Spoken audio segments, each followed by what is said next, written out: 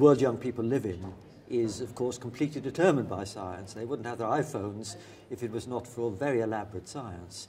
And everything else they use is the outcome of science in the last century. So young people would lead completely different life if it wasn't for the science of the last 50 years.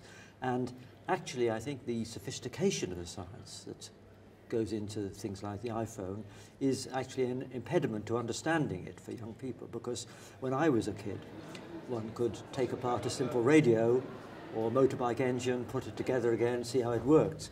Whereas if you try to take apart an iPhone, you won't understand how it works and you can't put it together again. So there's a big gap between the kind of technology that people use now and the kind which they can understand. And I think that's an inhibition to getting into science, because it all seems so mysterious and magical. I think it's very important to be in touch with the natural world, because one sad thing is that young people don't get involved with nature as much as they did in the past on field trips. Some people in the middle of a city never see even farm animals, and I think to realise that their life depends on the application of science is something which should be part of everyone's education.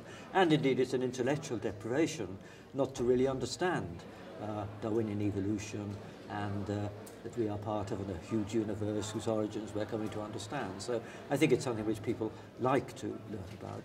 We see, for instance, how kids enjoy learning about dinosaurs, completely irrelevant.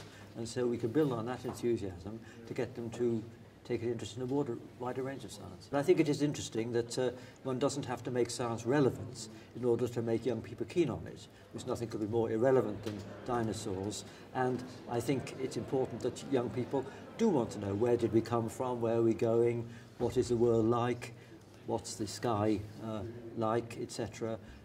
It's part of everyone's education. They understand the mystery and wonder of the world they are living in, and science tries to answer the questions which they raise. And it's the big questions which they are most interested in, like where did they come from, does the universe go on forever, is there life out there, how did we emerge from simple life 4 billion years ago, etc. There are various sources of energy which we are developing. We need to do more research into the options. I think in the long run solar energy is very promising, not in the British climate, but if we can have a grid across all Europe and have huge collectors in Spain or North Africa. But I think also nuclear fusion in the long run.